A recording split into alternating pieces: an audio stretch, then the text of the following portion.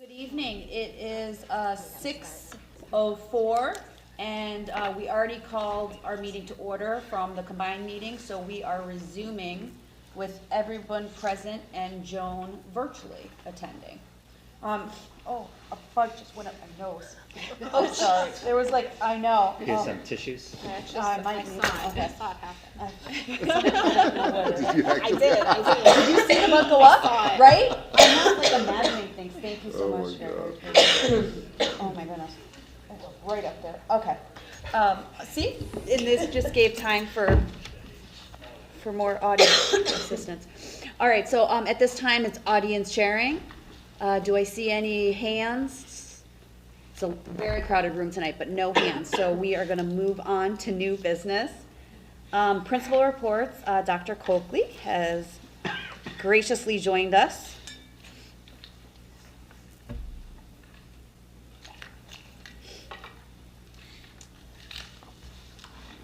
Can you hear me?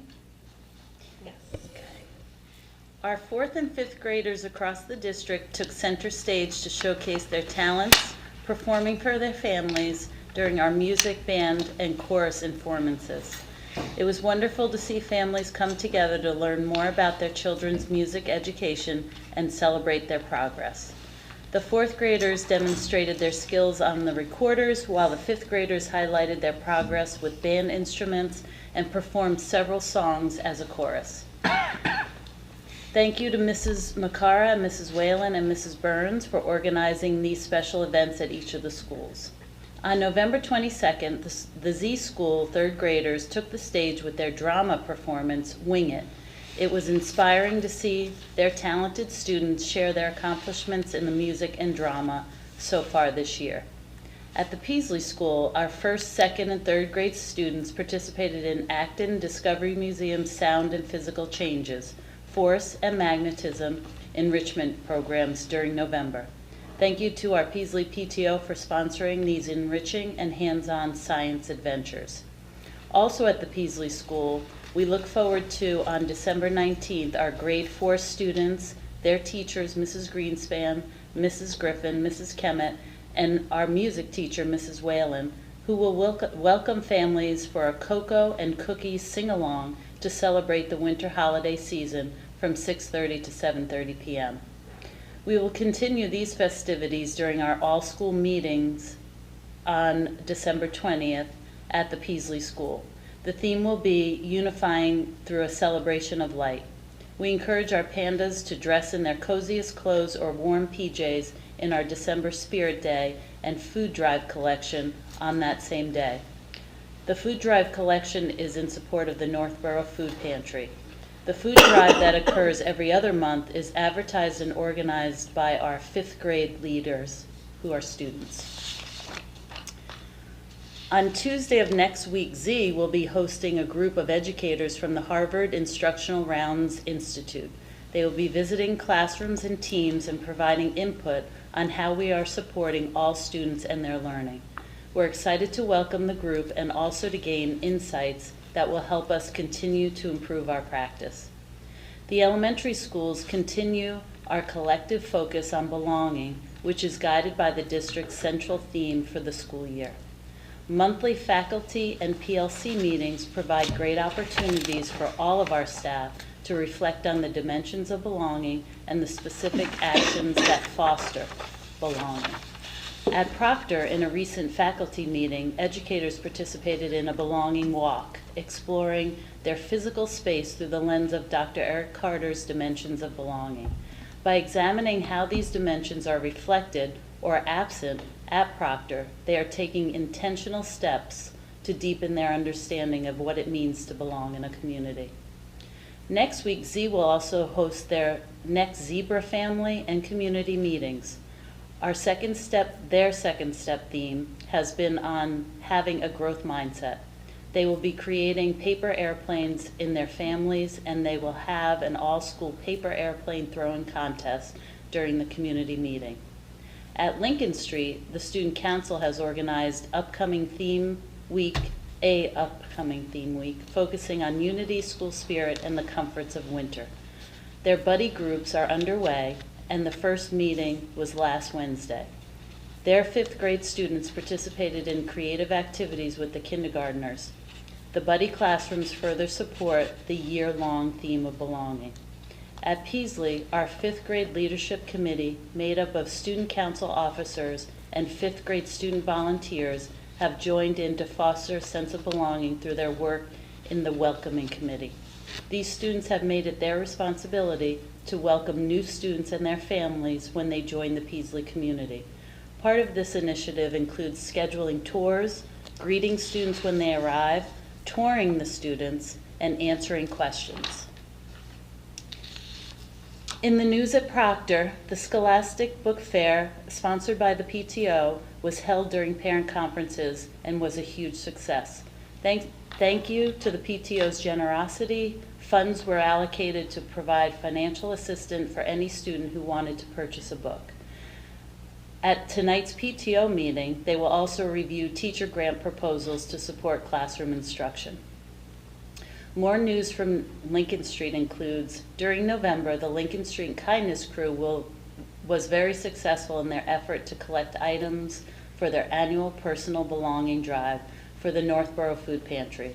Additionally, the Grade 4 Cleanup Club is currently conducting a textile drive at Lincoln Street from December 2nd through the 6th, with the partnership going to the Bay State Textile. A portion of the proceeds goes directly to their PTO. The Lincoln Street Fun Run was also held on November 27th, and it raised over $9,000. Students have earned the privilege to slime 3 teachers and Principal Callahan. We are very thankful to have such a supportive learning community. All Northborough School librarians continue to participate in the African Library Project, which is a book drive organized by our local Algonquin Regional High School students. The books will be delivered to an area in Africa for K through 12 schools. The elementary schools are also supporting an eyeglasses drive for kids in need, sponsored by the Northborough Rotary Interact Club, which is also spearheaded by the Algonquin students. On December 18th, Lincoln Street Grade 5 Chorus will take a holiday stroll up to Whitney Place to spread some cheer and sing a range of holiday songs. The month of December is off to a great start, filled with energy, engagement, and emotion throughout our district. At the Melican School, the Yonder Pouch implementation continues to go well.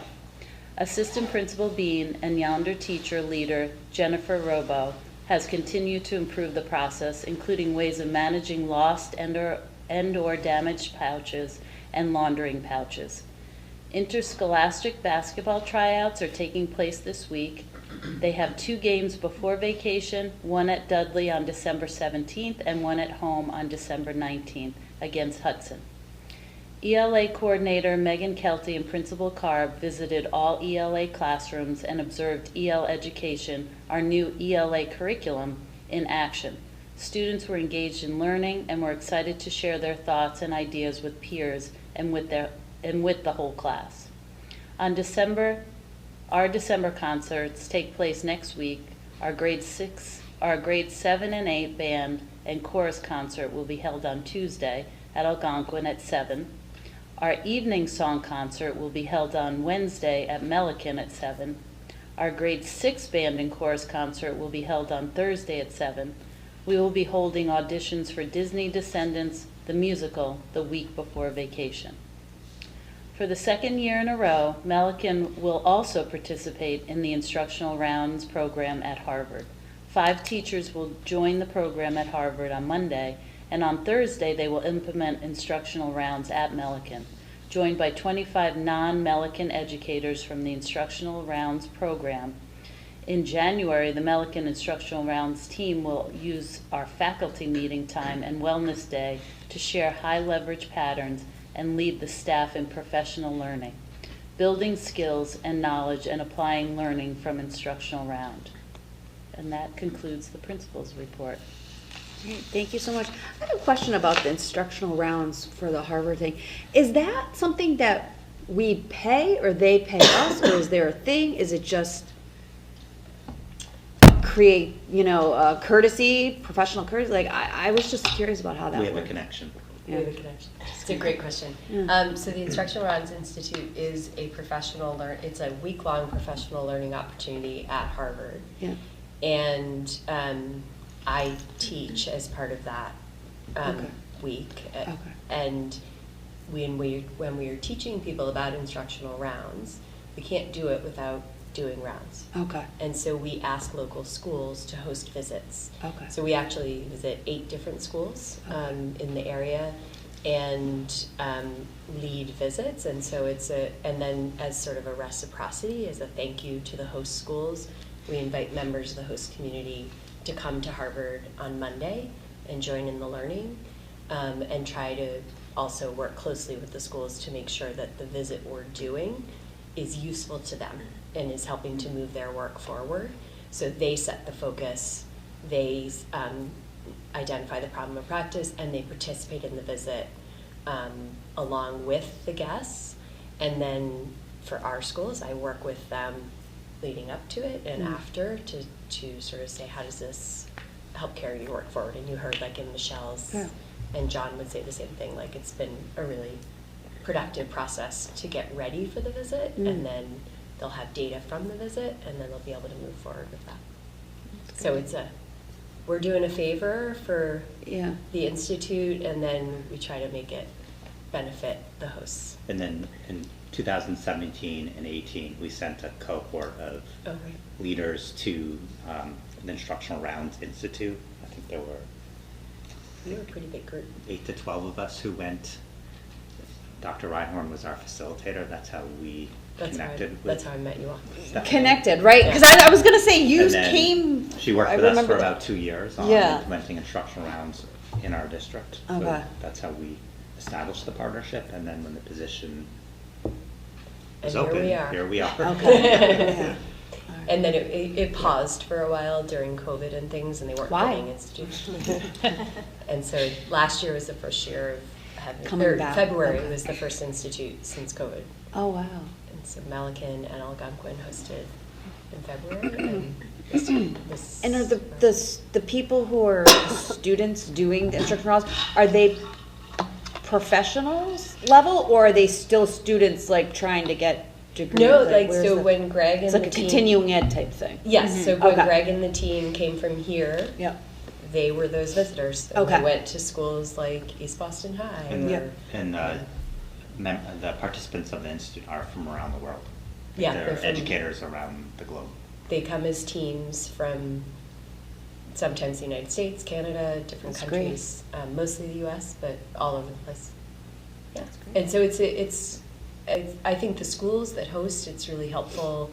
It's professional learning for the 6 or 7 people who participate, but also it's outside eyes, coming in for a day and taking a snapshot on what you asked them to look at, and then sharing. It's kind of like holding up the mirror and saying, this is what we saw, and then we work with that.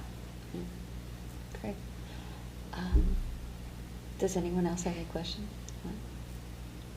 Thank you so much, Dr. Coakley, for joining us tonight. Sure. And I'm going to say you're welcome to leave whenever you need to. You're welcome to stay. But Thank you. Thank you so much. Next on the agenda is legislative update. There's No new updates at this time. Okay. There was an MASC October bulletin posted, which kind of leads into our MASC, MASS joint conference update. Myself, Kristen, Superintendent Martineau, Kamali O'Mealy from Southborough, and Paul Desmond from the regional, and Kathleen Carmignani. Carmignani.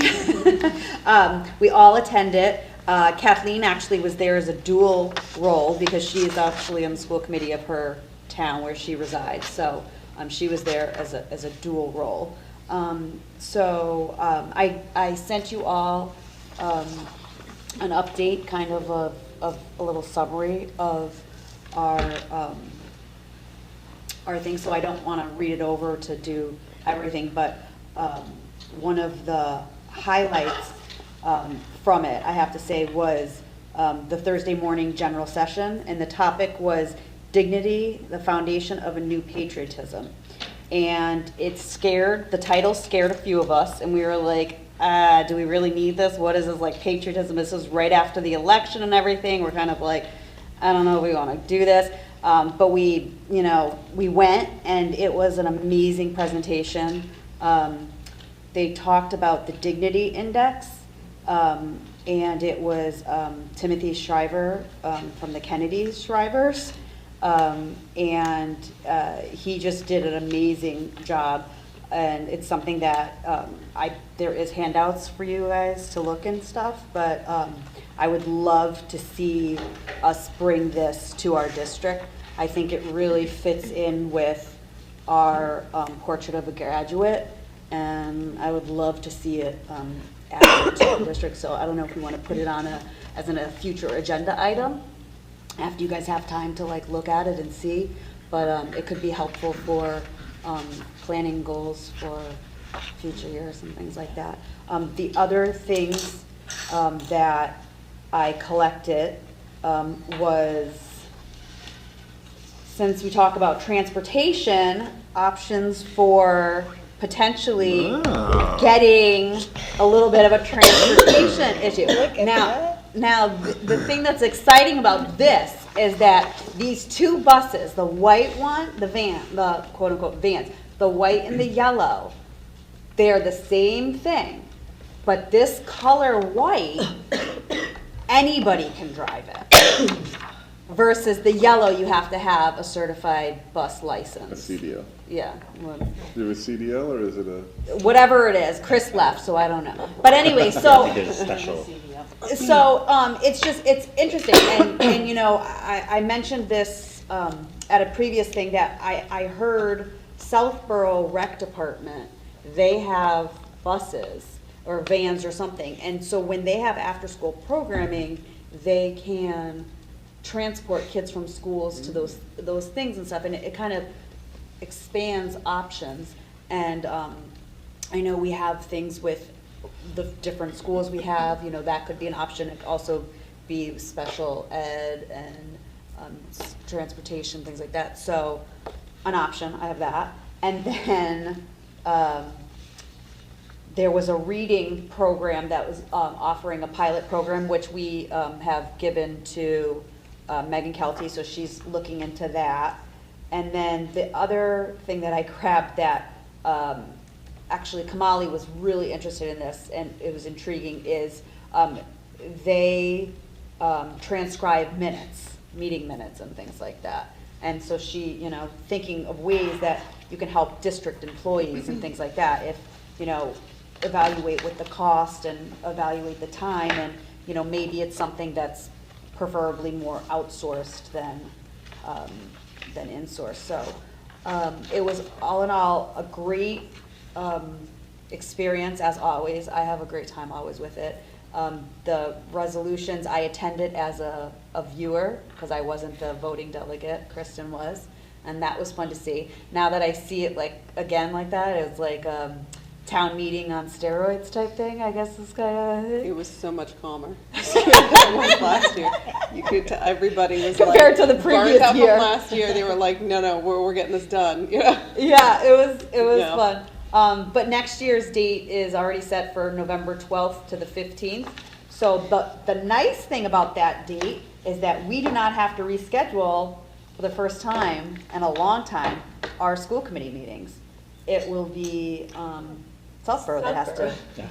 Southborough has to be. It's their problem. It's their problem next year. So, anyways, I just have those. Which it makes it our problem still. Yeah. I mean, your problem, not our problem. But I just have these, so. Thank you. Give you all those to look over and stuff. I don't know, Kristen, is there anything else you want to share about the? It was really helpful. We tried to divide up and go to different sessions. So in addition to the ones Kelly talked about, I attended a couple that I found really interesting. One was called The Gifted Child, I think, and talked about how other states have things like IEPs for children who are gifted, because children, as who are also like twice exceptional, like they may be really superb readers well above their grade, but also lagging in other areas. They're not necessarily developing. But if they're above the average, they still might have 20 points difference in the score, but they're not eligible for an IEP, right, because they're above sort of the threshold, whereas if they had that same difference on this end of the scale, they would qualify. And so because there are states like Pennsylvania and other states that have IEPs for children who are on the right side of that sort of bell curve, so that they're not lost and they don't feel alienated and they, can have that support that they usually need. There is an effort at the state level to get that going again. I also learned that Massachusetts used to have support for those students and it had gone away. And they just recently appointed someone to that position, but they were very adamant that, don't wait for us, get your school committees to start talking policy, discuss things, see what you can do for your students now, and moving forward. So I found that very interesting, sort of top of mind for me.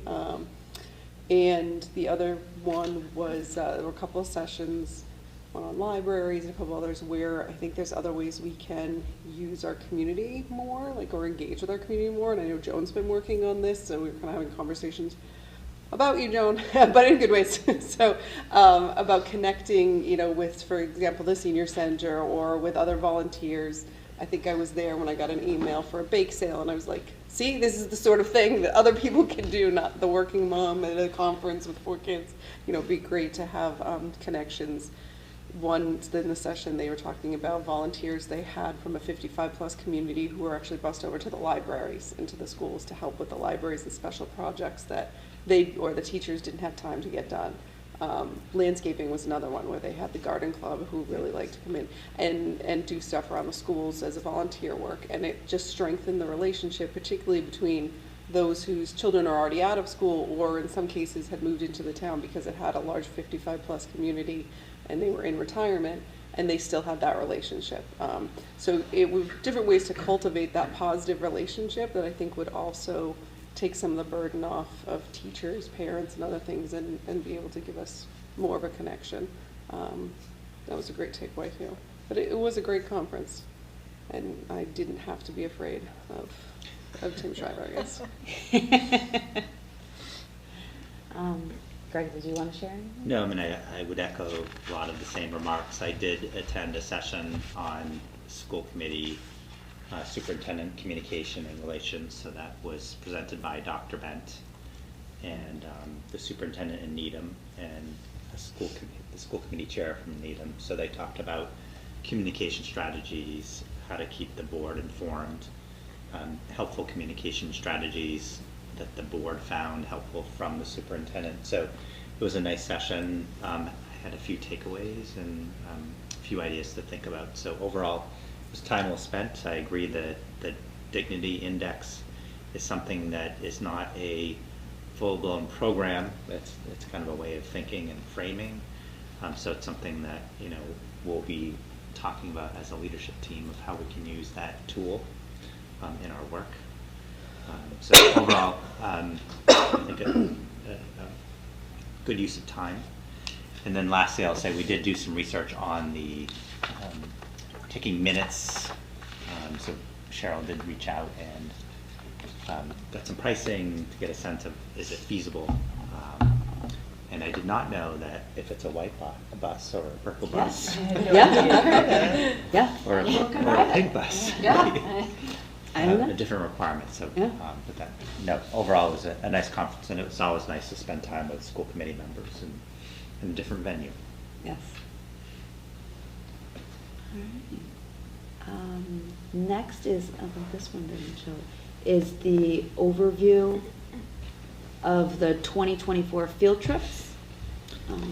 Yeah, so in your packet is the kind of the schedule of field trips for the 24-25 school year. Some are being proposed and the details are being ironed out.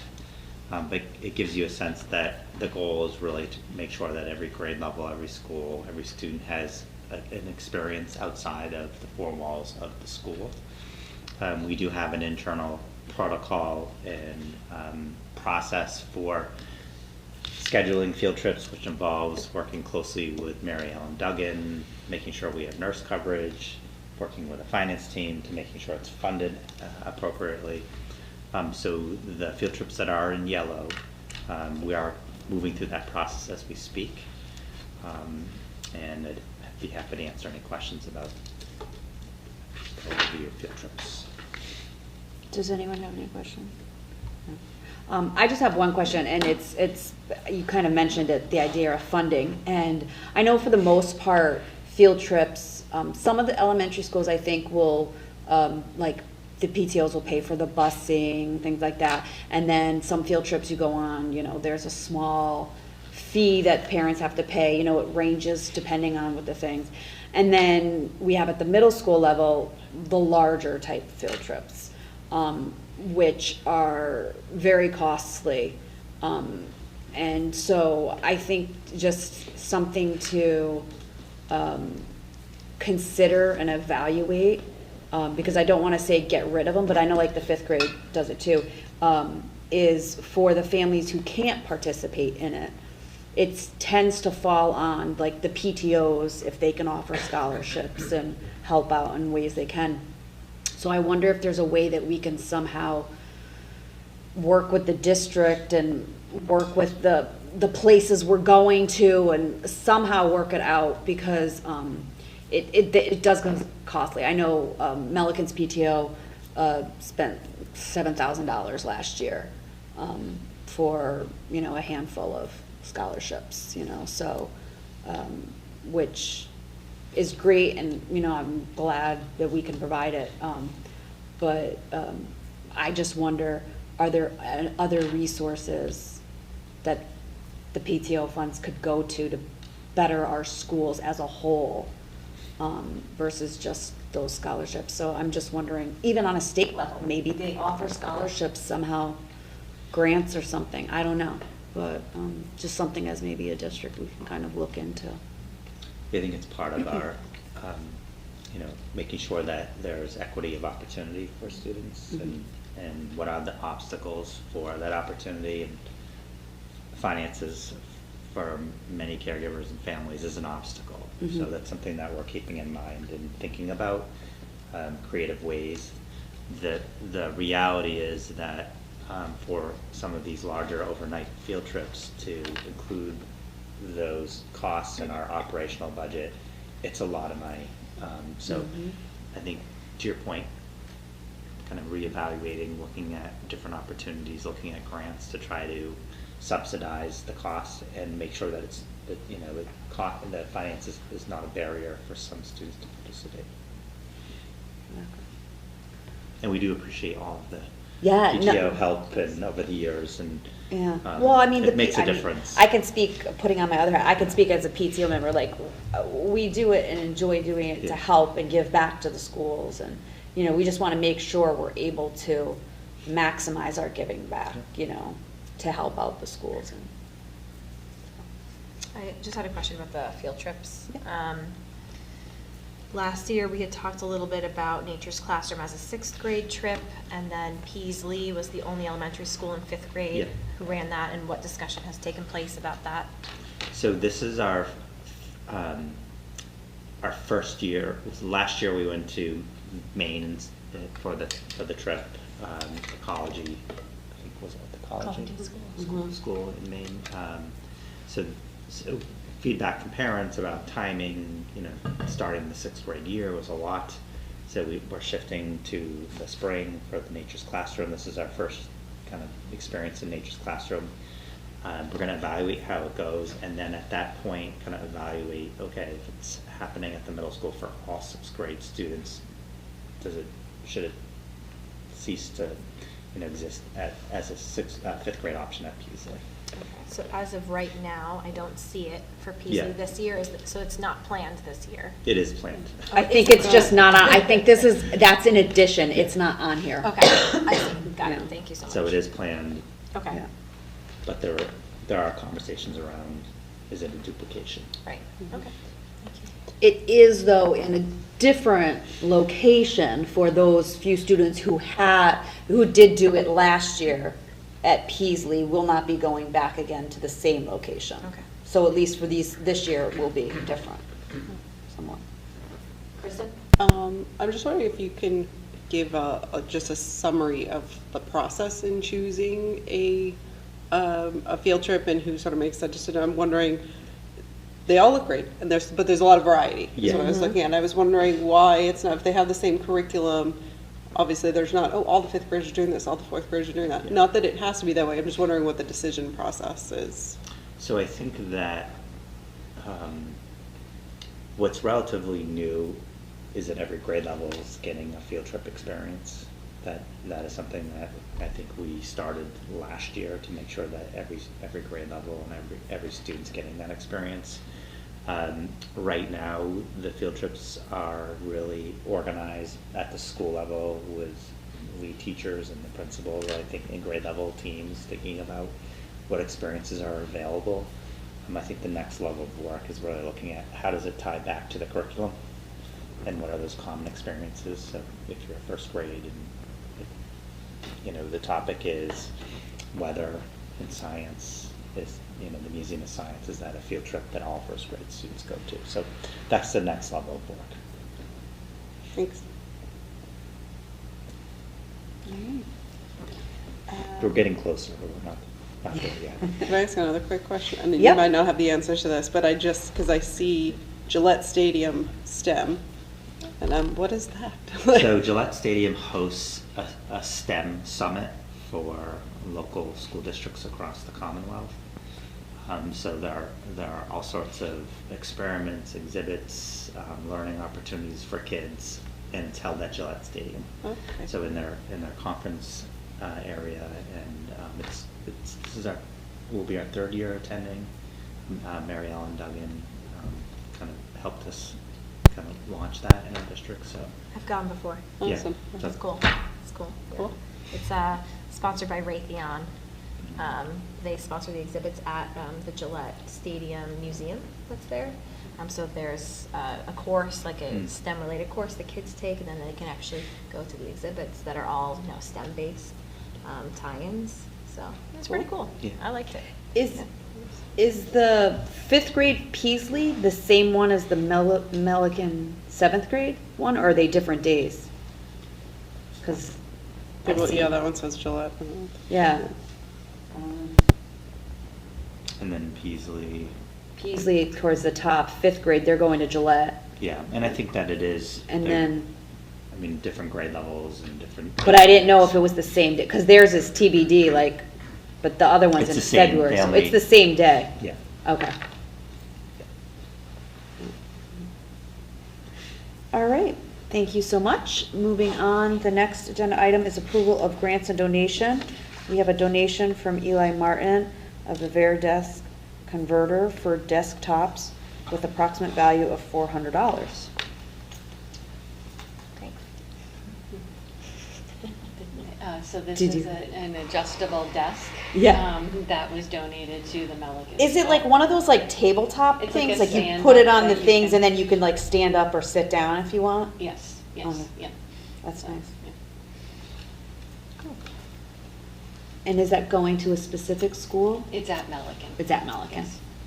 Is it going to a specific spot or I do not know No, the you- spot. just one?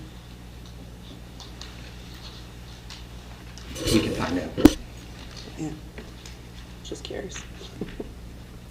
Great, I can make a motion. thank you. I'll move to accept graciously the donation of the Veridesk converter for desktops valued at $400. Second. Moved by Lauren, seconded by Kristen. Any discussion? Just thank you to Mr. Martin. Yeah, thank you, Mr. Martin. Yeah, a big thank you to Mr. Martin for this very generous donation. All right, roll call vote. Joan? Yes. Kristen? Yes. Lauren? Yes. Bryce? Yes. And myself as a yes. We gratefully appreciate and accept the grant. Thank you so much. Old business, MSBA update, the Peasley Building Committee update, and the Z School Roof Project update. Sure. So the next Peasley Building Committee meeting is scheduled for December 10th, which is next week. Yes. So I will be reaching out to Erica Hall, the chair of the Peasley Building Committee, to just confirm that is the date. So if it's not, we will find a date. I'm like, nope, it's not the date. I'm already triple booked that day, so, but no, I'm just kidding. So I think there's some question around that date. Yeah, I That- think That was I- originally the date we had scheduled. We had placeholders for that date, and then I think, I think I messaged Erica. Yeah. So I have to connect And with yeah, and she Erica. said she was still working on. I think the next order of business for the Peasley Building Committee is the enrollment certification. That is a key document that really looks at enrollment for the different scenarios that we have to study. That is actually in my inbox. I was just as gonna of say, I just today. got the email as I was Um, driving there, yeah. So I, at the next meeting, that the building committee will have to take action on that certification letter. There is potential that we could be invited to the December, I think it's even the 12th, I don't know, December. Yeah, it was an early December meeting December, versus, yeah. Board of Directors meeting, to be invited into feasibility. If we're not at that meeting, then it's in February, so I don't see the need to rush signing the document and getting on the board meeting in December. So my recommendation to the committee is to certify the document and ask for a February invite for the Board of Directors. What's that certification process like when you say certify? It's just sharing the information with the building committee and Okay. making sure that they understand it. Okay. We've already had many conversations with MSBA to make sure that the numbers are accurate. They reflect enrollment trends, that they reflect the demographer who we've been working with MSBA to Okay. create this document. So you use a demographer? Yeah. And also using NASDAQ data Yeah. as well? Okay. Yeah. Thank you. In terms of the Z roof project update, so as we shared at the last school committee meeting, Town of Northborough is invited into the accelerated repair program for the Z school roof. The period commences on January 2nd, and then we have 90 days to secure feasibility funding, which is $15,000 for this particular project, so it's not insurmountable. It's not hundreds of thousands of dollars. So Becky and I are having conversations around, can we fund that out of our operational budget? If not, we would have to wait for, we'd have to go to the town and ask for a special town meeting, which seems like it would be. I think that alone costs $15,000 Yeah, just so to I put on a think- special I town think, meeting. But we have 90 days to secure the funding for feasibility, and then once we're in feasibility, we have A year. a year to actually secure funding for the project. My recommendation, and we'll discuss this, is to actually put it as a warrant article for this spring town meeting, for the town to consider funding for the project. So that's within the 90 days anyways. So Doesn't that's, it fall right- feasibility is 90, and then we have I see. and then Okay. from that point, we have a year to get funding for the project. Okay. So if we don't go to this spring town meeting, we would miss the next window unless there was a special fall town. Okay. And reimbursement for the accelerated repair program for Northborough is, I think, anywhere between 45 to 50% of the total project, so it is significant. Okay. If we didn't have enough funds before going to the town for a special town meeting, then would you sort of lump it all together for the spring We would, town meeting? so we have to have the feasibility funding within Right. 90 days, But which we- is short of the spring town meeting. It is? Yeah.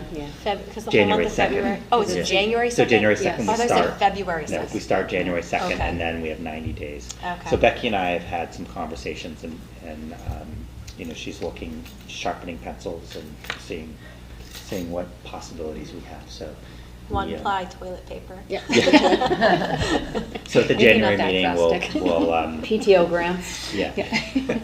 January meeting, we will have a recommendation of Okay. how to fund Okay. the feasibility. Great, no other discussion. Moving on to the superintendent reports committee, start off with enrollments. Sure, so in your packet is an enrollment report as of November 15th. We did look at the number of sections for FY26, and we did start to move teachers and grade levels to meet the needs. I will share that the kindergarten enrollment projections are the number of students who have enrolled as of today for kindergarten. That is 45 students. We are anticipating many more kindergartners enrolling. They've already enrolled? I thought it doesn't start till January. Yeah, so we have 45 based on information that Sheila Hannah gave us. So I'm not sure, maybe they get a special window into enrollment, I don't know. But typically what we do with the enrollment is we look at averages, we look at NESDEC, and what we use for enrollment are typically a NESDEC enrollment, as well as looking at a kind of a 5-year historic average of what we can expect. I guess my point is the 45 is not an accurate number at this point in time, so we'll be correcting that for the January report. Also in your packet are the financial reports, which Becky will. Yes, so the monthly general fund report that's included in your packet represents expenditures through the end of November of 2024. I can't believe that we are 5 months into this fiscal year. At year to date, we have expended just over $8 million, and our encumbrances continue to drop as we expend more of those funds, and we have encumbrances of just over $20 million. Really, the budget is holding steady. There was a slight decrease in this report as compared to the October 31st report. It was a decrease of about $18,000. So we have $850,616 remaining, or 2.92% of the operational budget. So really, we are in a good situation at this point in the fiscal year. In terms of line items that are overexpended, there were 2 additional function codes. The first one is with student activities, and that was due to some new student clubs. I am meeting with Principal Carb tomorrow to go over some of the clubs and the student activities so that we can come up with a plan for those. And then the second is the telephones. We do have a new fax provider, and so that expense is reflected in that line item. And so that is the reason for those 2 over expenditures. So I would request that you approve the monthly general fund report until audited, as well as those 2 over expended line items. Sure, happy to make the motion. I move to accept the FY25 monthly general fund report as of October 31st, 2024 until audited, and to approve the function codes presented this evening that are overexpended or projected to be overexpended in fiscal year 2025. Second. Motion by Lauren and seconded by Bryce. Any discussion? Hearing none. Joan? Yes. Kristen? Yes. Lauren? Yes. Bryce? Yes. Myself is a yes. It passes unanimously. Thank you so much, Becky, and your team for all your hard work. So also in your packet is the FY26 to FY31 capital plan. I want to thank Keith LeBoy and Bud Richardson for organizing this, and the capital planning subcommittee for providing feedback. So happy to answer any questions, but again, we're looking for a vote of the committee this evening. I have a question, and it comes up later, but later in our budget priorities, it mentions the capital, what is it? The capital maintenance plan. Yes. That's not this, right? No, so okay. there are, I didn't know if one was a typo or not, or okay. No, so there's a capital plan and then a capital maintenance plan where there are items that don't meet the threshold for it to be a capital project. So that is a separate plan that we maintain. Okay, and we don't have to vote on that, or okay? No. I would like to see that at some point. Just curious. Was the maintenance plan, was that in the That's last what I was. packet? It was in the last. I think it was in the Okay, last yeah. one. Yeah. Yeah. Our A couple of items went below before the select board last night, right? Yes, so those are in the capital or the maintenance plan. Oh, okay. Yes. Those are So the maintenance. those are Yeah. not listed here. Those are in our maintenance plan. The Proctor, I think some of the Proctor, actually Becky was there, so she can talk about it. Yeah. So there was a water valve that needs to be replaced at Proctor, and then there was also a bladder portion of the boiler that needs to be replaced, and both of those require water to be shut off to the school, so we're hoping to do those over December break, now that we have received the ARPA funds to do that. So that doesn't change any of this. It does not No, change no. that. I was listening to that meeting and I heard you saying it has to shut off at the street. Does that mean it's just the building or is that legit the whole street shuts down? No, it's just at the building. It's just our Yes, building yeah, is yeah. shut down. It's Okay. just the street. Yeah.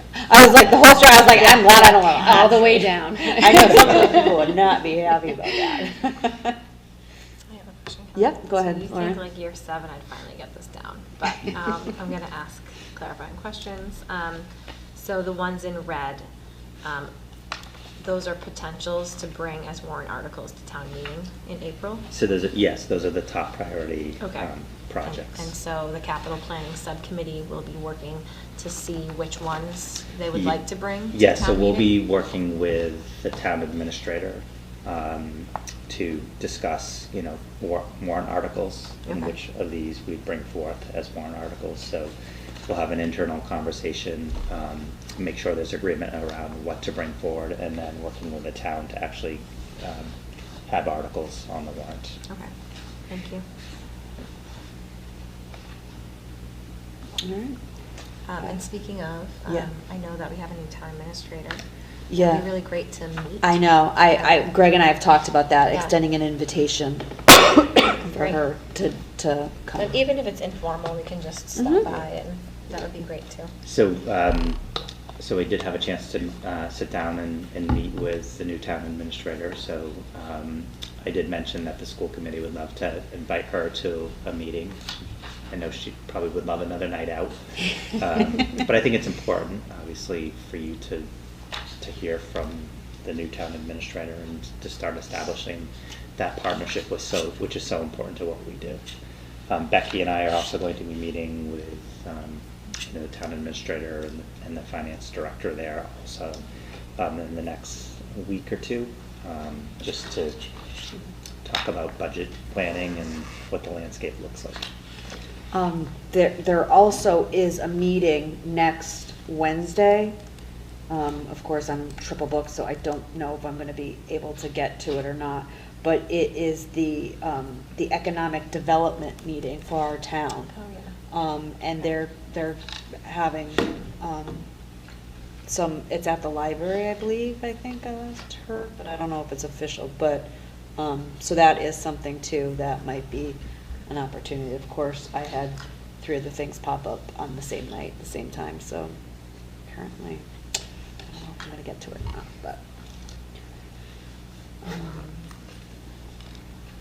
but yeah, so hopefully we will get to meet her either informally or formally soon. I did watch the latest town meeting, and she seems delightful. So I look forward to meeting her. The next in our So we agenda. need a motion. Do we vote. accept the capital plan? Yeah. I move to accept the 2026, FY 2026 to FY 2031 Facilities Capital Plan as presented this evening. Second. Motion by Lauren, seconded by Kristen. Any discussion? Joan? Yes. Kristen? Yes. Lauren? Yes. Bryce? Yes. Myself is a yes, passes unanimously. So also in your packet is the FY '26 budget priorities document. So the operational budget subcommittee met on a couple of occasions and provided some input and feedback onto budget priorities to kind of move forward in the FY '26 budget. So in your packet is what's reflected of the meetings and the conversations. And I think the goal was to really be more specific around what are the priorities for the FY26 budget.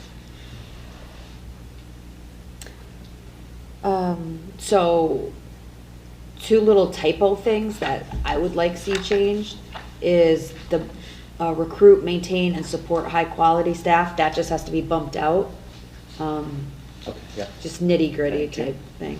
And then I kind of mentioned it at the end. We mentioned fiscal year 26 capital maintenance plan. I think if we could add a link to that, Okay, yeah. anything that we reference, if it's any things, I think if having a link to it is helpful, just for our reference and for anybody who does it. I know a few years back, we streamlined and reduced our wording, and this seems more wordy, but I don't know, I kind of think it works in the sense that, you know, we're kind of outlining more that these are our long-term goals and then our direct type goals. Yeah. Any other feedback or? Yeah, both of you are on that subcommittee, right? Yeah, we all met, we opened it for everybody as special meetings, so other committee members. It hasn't just been us, I think we, Yeah. yeah. I went to one meeting. You went to one, 'Cause I was sick. I think Kristen Kristen, went- Jones Kristen been came, at, Jones Jones been been at at both of them. Yeah. Mm-hmm. So yeah, I appreciate the work that the subcommittee and others have done. I think that I like it to be concise, but I think that it's achieved here in that we have sort of our overarching themes and goals, and then we say, okay, well, what do we really want to get done this year? So it's a really long way to say that, but it's super detailed, so I'll take it.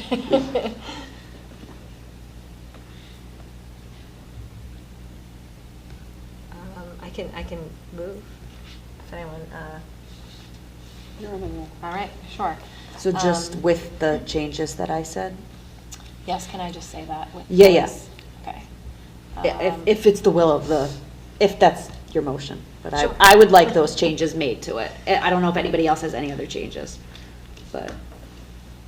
I move to accept the FY 2026 budget priorities as presented this evening with the edits mentioned by Kelly.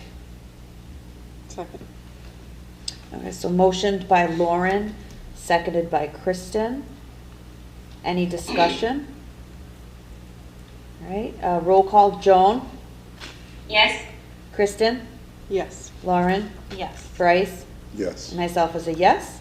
We have our budget priorities. It's 4 pages, but it's there. And then also, for the superintendent's report is the FY26 proposed budget calendar. And again, thank you to Cheryl for keeping us on track and updating this document as dates are more defined. And lastly, this evening, Becky and I will present the FY26 preliminary budget to the committee. You have 3 minutes. We only need 2. So that's Perfect.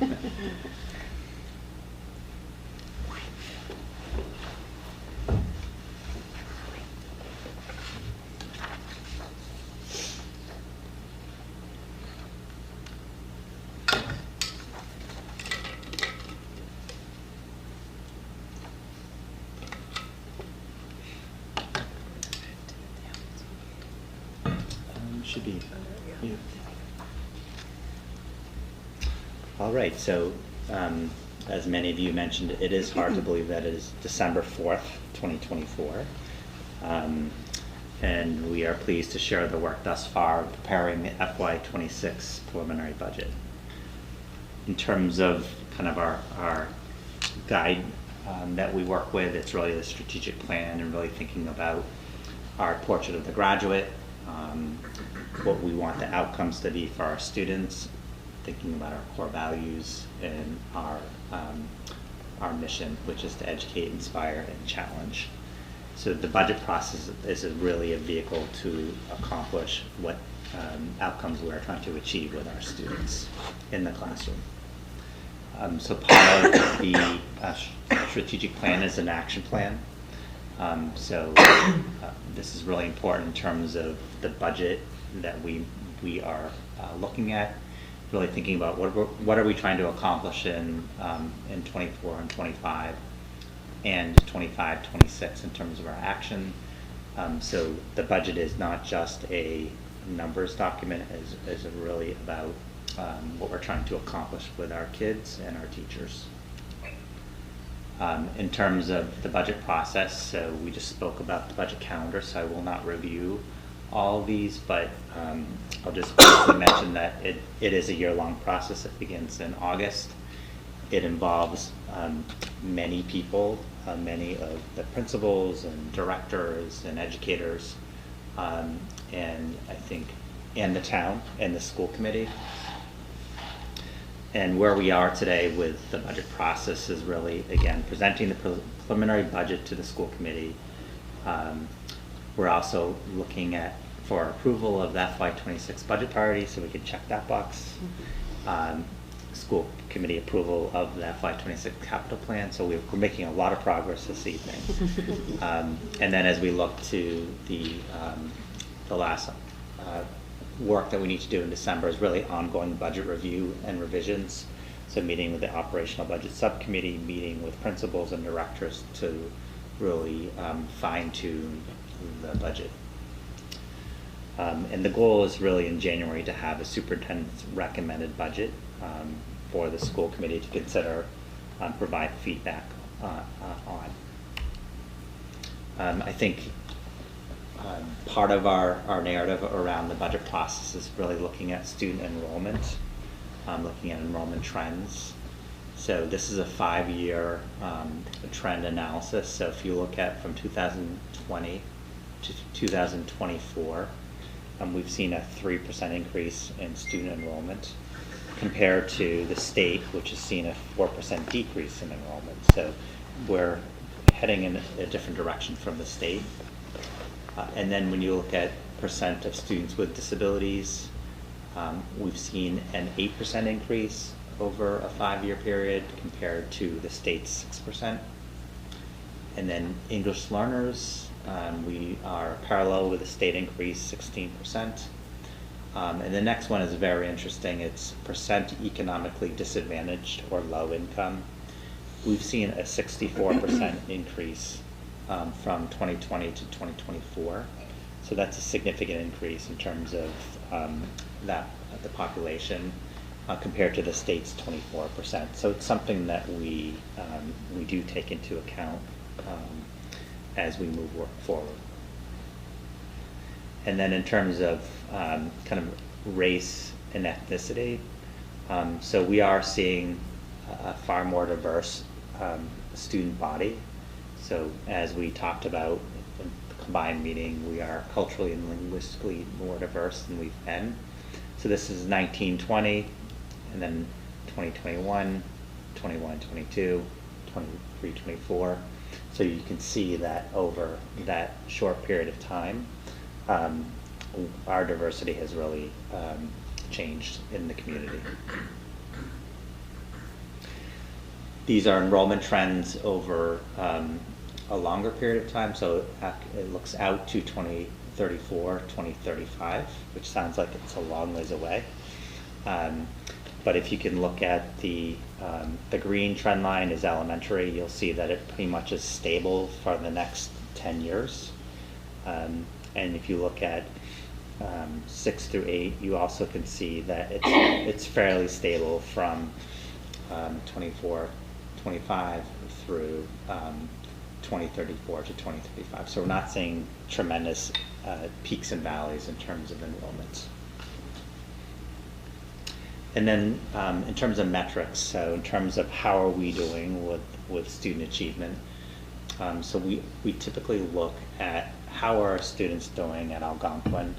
When we think of the portrait of the graduate, what are successes our students are finding when they leave Algonquin.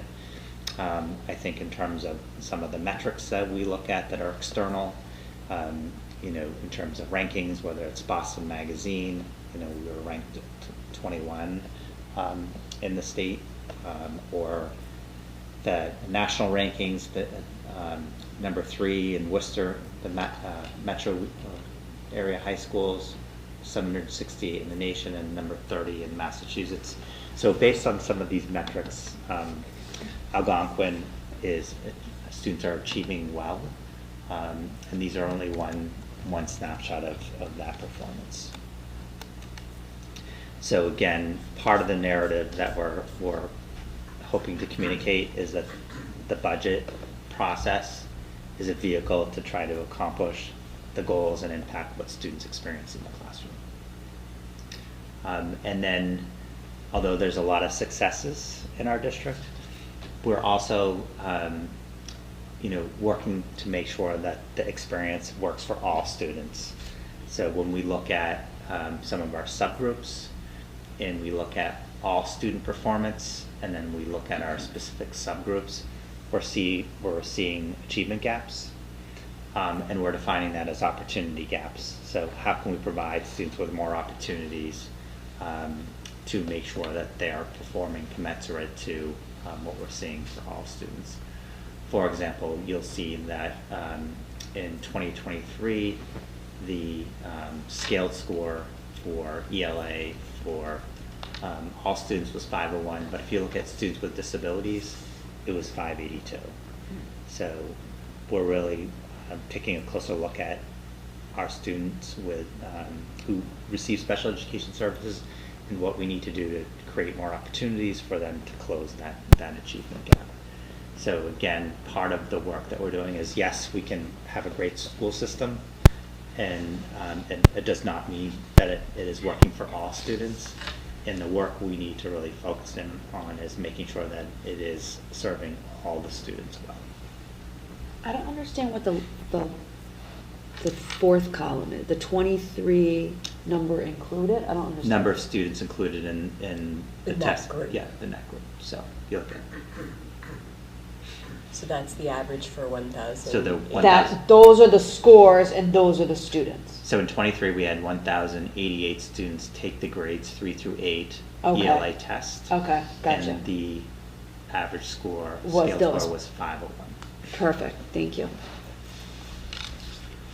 So in terms of the budget priorities, so we did review those budget priorities a minute ago, but this just speaks to some of the key priorities that have been identified as a school committee. And I will not review those again, but again, when we're looking at resources and how to expend money, these help us make decisions about the budget. And I'll turn it over to Becky to. Sure. And so this slide, really, we wanted to show the school committee where we've been with the budget, where we currently are, and where we hope to be. So with FY24, it was a 4.9% increase over FY23, and some of the key areas where we were able to see some improvements or make some changes were with our ELA, our K-5 curriculum resources. Also, we introduced ST Math at the elementary level, and also some new screening and diagnostic assessment tools for mathematics, which were very helpful, as well as a kindergarten curriculum for our multilingual learners. In FY25, we had a 3.99% increase in our operating budget. And this year we are introducing curriculum resources at the middle school in both ELA and also mathematics. We also have expanded our social and emotional learning curriculum. We have come up with a technology plan, and we have made some upgrades to follow that plan. And we have introduced math interventionists as well at the elementary level, which have been helpful in terms of having that direct student interface. And then lastly, we did introduce the strings program in the elementary schools as well. For FY26, you can see the preliminary budget right now is at a 5.79% increase, and we'll give a little bit more detail about how we came up with that number in just a few minutes. And I'm not going to talk about the priorities, but some of the things that we are looking at are listed here, and those are things that we have already covered. So those things that are listed are included in the They are 5.7? They are not included. They're in not the included in the 5, no, okay. Yeah, they are not. So those are things that we hope to accomplish with our operating budget.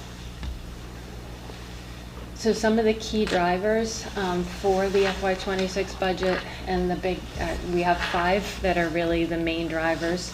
The first one is transportation. As we've mentioned, we are going out to bid, or we're currently out to bid for our transportation contract. We have anticipated a 33% increase in our transportation costs. This does bring us more in line with where we're seeing our neighboring communities in terms of the cost per bus per day. We've also, and we talked about this at last month's school committee meeting, that we are seeing reductions in some of our federal entitlement grants. So we are taking that into consideration as we are building this budget. The third driver is salaries. You can see there's a 5% increase for teacher salaries. That takes into account not just the cost of living, but also teachers who are moving steps and lanes throughout the year. And special education salaries are increasing 12%. We talked about instructional resources. We are looking at the technology plan, as well as looking at curriculum materials that we will be introducing in the next year, specifically the elementary mathematics program. And then lastly, the other piece that's part of our strategic plan is our school facilities, and looking at the building maintenance and also the grounds. And you can see that we have increases in both of those lines in order to make sure that that maintenance plan is being followed. And just to provide this school committee with a context of what a 1% increase on a budget would be, as our fiscal year 25 appropriated budget was $29,119,597, a 1% increase would be $291,196. So that's something to keep in mind as we look at either adding programs or reducing what that impact could be. So as you saw in the budget process, all of the departments and the principals do submit their budget requests to the finance department. And this year, when we compiled everything and put together all of the salaries, you can see that the initial budget requests were $32,291,279, which represented a 10.89% increase over the current fiscal year's budget. From there, we applied 2 known offsets that we always apply to our operating budget. The first is our circuit breaker special education reimbursement, and that was $1,356,123. And then we also received circuit breaker for special education transportation, and that is $129,710. So both of those total just under 1.5 million offset to the initial requests that came in. So once we apply that reduction, you can see now that we are just over, or just under 31 million, I would say, million in our budget, and that is a 5.79% increase over FY25. There is still more work to be done within the departments and within the district level and with the school committee, but this is a good, I think, starting place for us to be at compared to where we've been in prior years. So just again, another summary of what the preliminary budget looks like versus the appropriated FY25 budget. And so we are looking at a budget increase right now of about 1.7 million.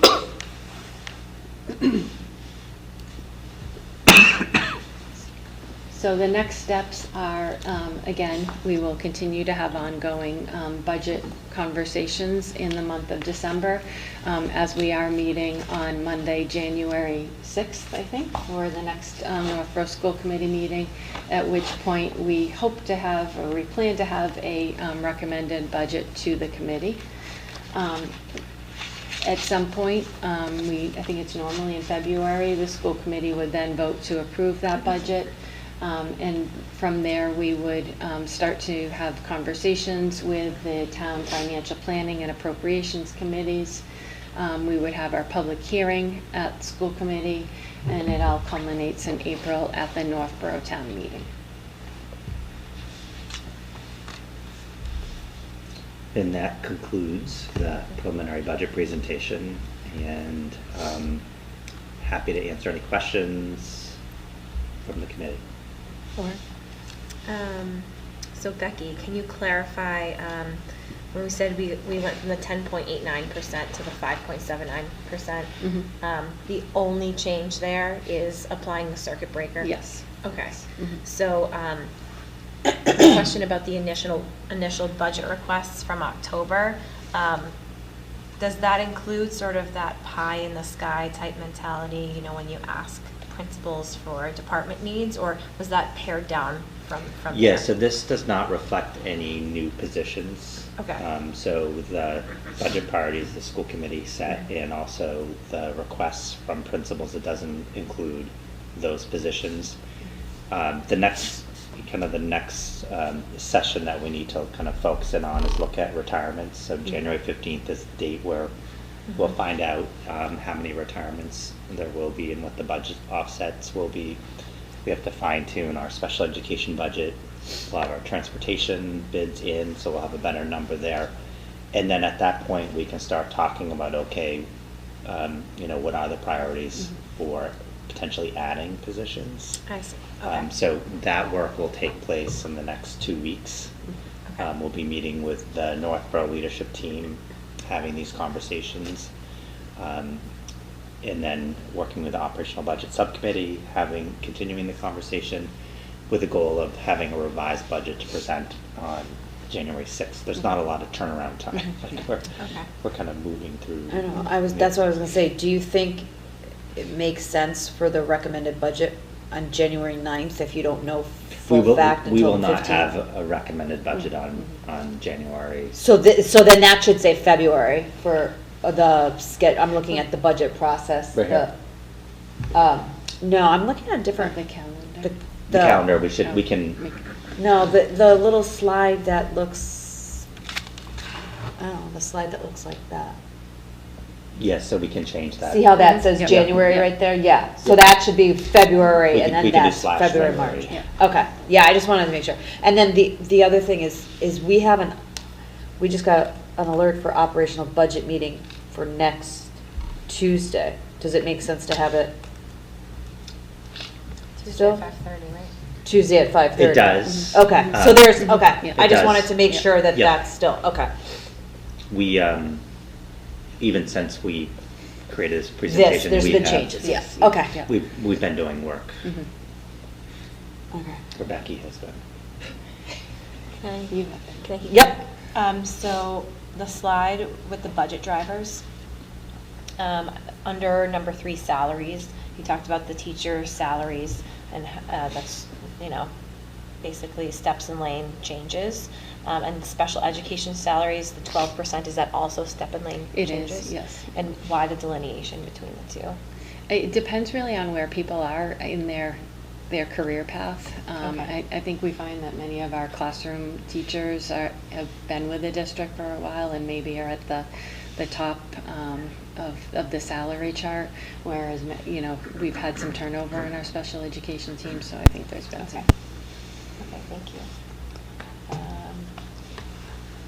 So the budget drivers that were presented tonight, can you just help me understand how those are being reflected, or if at all, in the 5.79%? Those are all actual numbers that are included in that 5.79. Okay. So the transportation at the 33% is included in that number. Okay, Yes. thank you. Yeah. All of these on this slide are in the 5.9. The things that are not are that other original slide with the wish list of the increase of the school psychologist and Yes, the, yes. there's all that Yes. stuff. That's not in the slide. Okay, thank you.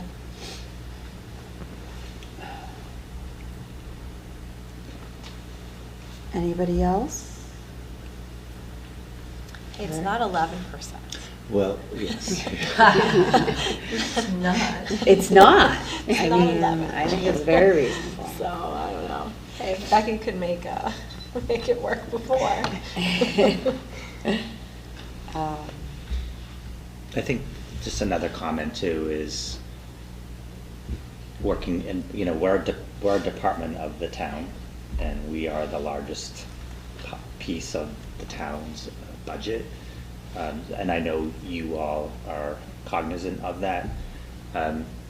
So working with the town administrator and really understanding what the landscape is at the town level and what the recommended budget that they're looking for departments to bring is really important.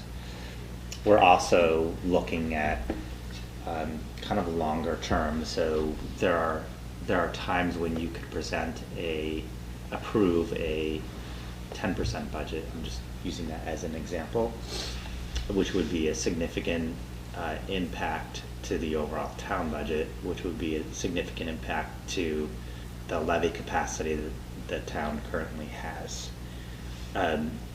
Once levy capacity is gone, then typically what you find with towns is they're competing for the same dollars.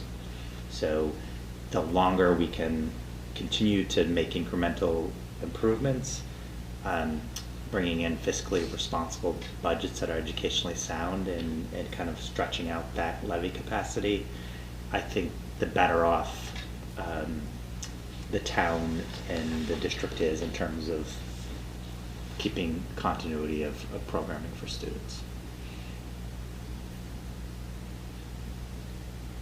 Great. All right. Thank you so much for the superintendent's report. Next is the school committee members report. I will kick it off with the NSPAC. This Friday, December 6th at 9:30 at the Lost Shoe in Marlborough. They're doing their holiday coffee, and you can register online at their website. And I hear a ding from Joan. Yes, Joan raised her hand. Thank you. I have a school committee report from the NEF. Right now, the NEF is in their holiday warm wishes sale. If parents or anybody else in the community is looking for a perfect holiday gift for the teachers or school staff, you can give a personalized warm wish from NEF. With every warm wish, the teacher staff member receives a personal note from the student, a free beverage of their choice from area coffee roasters, and the donation is made in their name to NEF. Warm wishes will be printed individually with that personal message and delivered to the schools. The deadline to put in the order, if you want it delivered before the winter break, is December 19th. Any order that is placed after that date, then the teachers or staff would receive the greeting when school resumes in the new year 2025. If anybody wants to do that, you can go to the NEF website and just put in warm wishes, and there will be a link there where they could order them. So thank you very much. Thanks, Joni. Anybody else? No? All good? I do. Yeah. So on November 14th, we had a Coalition for Equity meeting. Oh, great. And it was exciting because it was Maggie's first time at a coalition meeting, and so it was really sort of catching Maggie up on some of the work we've been doing for the last 5 years or so, and sort of finding our vision forward, taking a step back and saying, okay, what's the work that we're doing currently? What's work that we want to be doing, and what do we want to essentially be known for?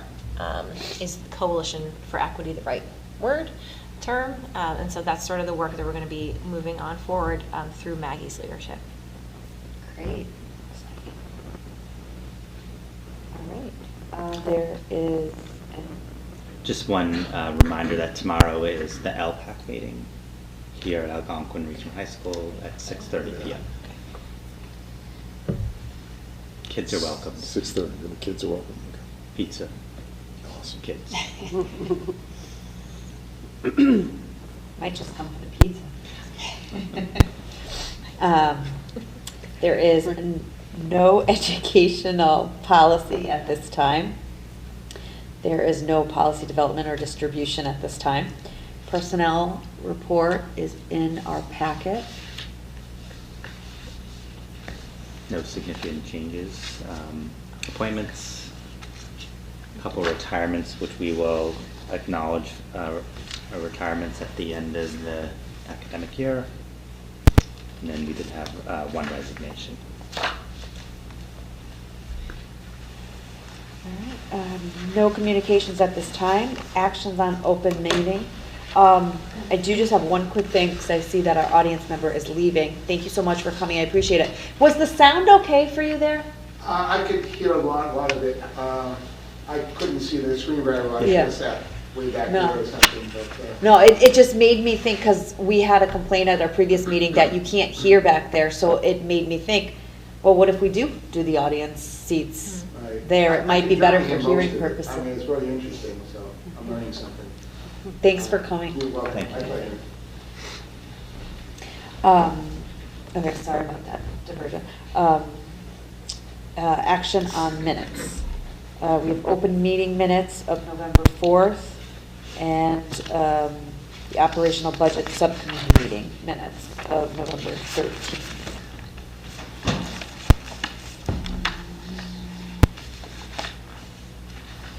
You can vote. You can take them together, right? You can vote if you read them both together. We can do one vote since it's roll call, if somebody wants to make a motion. Sorry, I'm just finding. A motion to approve the open meeting minutes of November 4th, 2024, and to approve the Northborough School Committee Operational Budget Subcommittee Special Open Meeting Minutes of November 13th, 2024. So moved? Moved by Bryce, Second? seconded by, was that Kristen? Mhm. Roll call, any discussion? Roll call vote. Joan? Yes. Kristen? Yes. Lauren? Yes. Bryce? Yes. And myself as a yes. The minutes are approved. Thank you so much. Future agenda items. We've got, well, it won't be the recommended budget. That'll be for like the February one, so it won't be necessarily next month. Office hours, I'm thinking we pick a date in January. One of the things also that I was, from the NESC, was with kind of on the lines of what Kristen was saying about community engagement and things like that, is the way to schedule things is you could have community, instead of like coffee hours, things like that, you could have a topic on something, and then with that topic you could have, instead of us sitting here and the audience there, you could have how our library is for when we do our retreats, you know, and have separate tables and having discussions on certain topics and things like that. It might be a way of like, almost like a community forum, trying to get like info and input from people.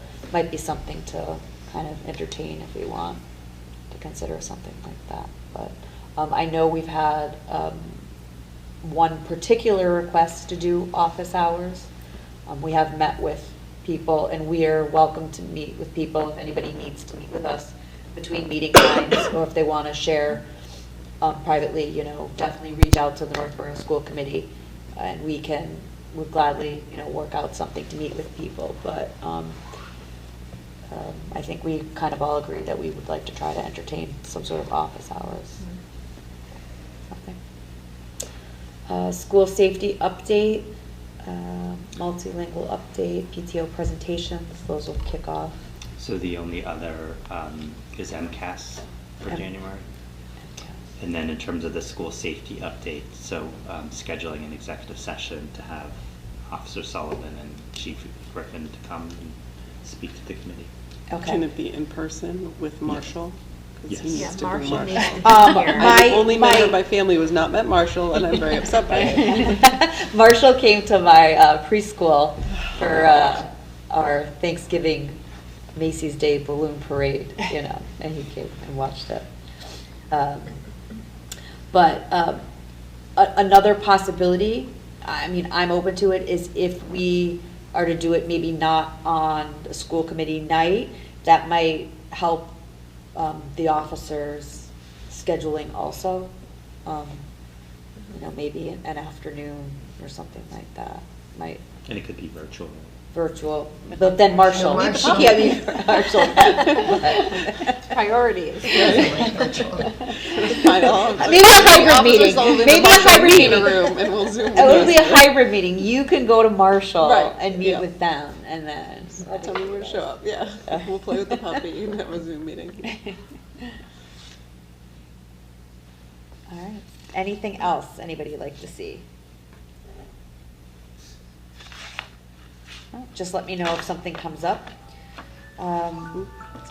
Approval of, we're almost done, Kristen. We're almost done. I think we're doing great on time, people. I just have to say, approval of bills and payrolls.